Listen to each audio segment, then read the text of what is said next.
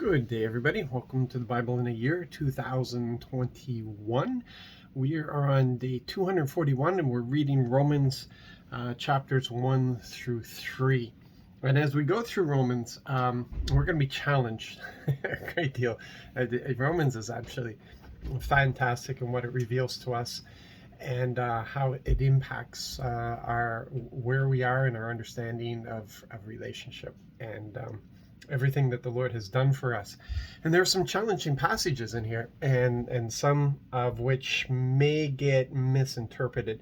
And we see here right in chapter 1 where Paul is listing all these things about humanity, really human nature.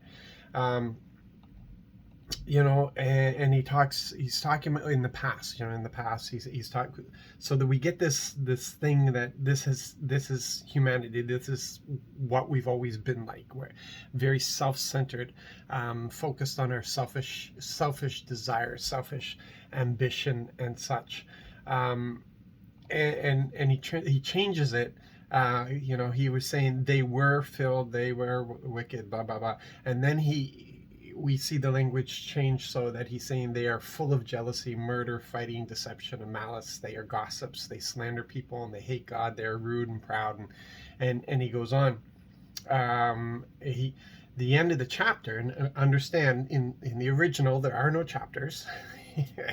we broke up. We made it into chapters and verses just to make studying references easier, and sometimes those breaks have been in awkward places in our understanding today. So in the last verse you have, though they know God's decision that those who persist in such practices deserve death. That is the curse that is on all humanity because of our rebellion. There is a sentence hanging over humanity's head of death. That's the path that everybody's heading towards. And we were given Jesus so that those who decide to change the path have that opportunity. Such grace has been afforded to us. So, who persists in such practices deserve death. They not only keep doing these things, but also approve others who practice them. So Paul is saying that there is an awareness that nobody is without excuse. So we often use this. We use this in our preaching against the world. But that's not what Paul's doing here. He lists this, and unfortunately it's the end of the chapter, so people stop.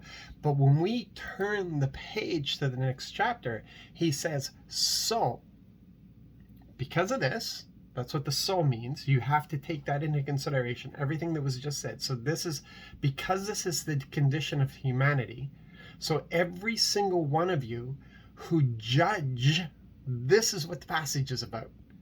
Every single one of you who judge others is without any excuse. Paul says, I can't judge the world. That's not my place. He says, the judgment, the discernment that's been given to me is for the church, not for the world. And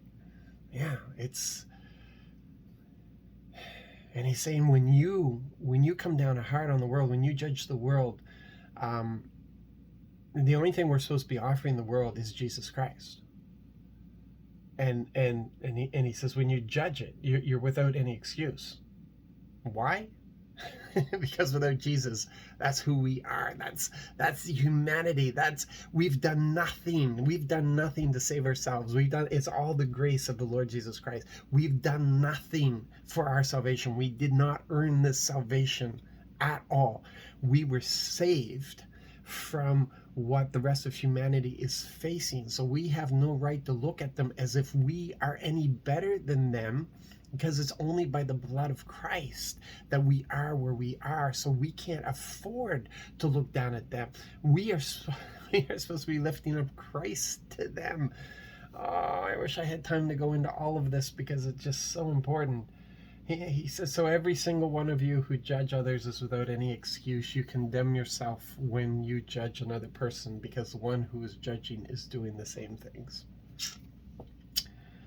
Yeah, and that's the purpose that Paul wrote all of that. He didn't write it to give us material to go out and condemn the world. It's the Father's will that everyone is saved. Gonna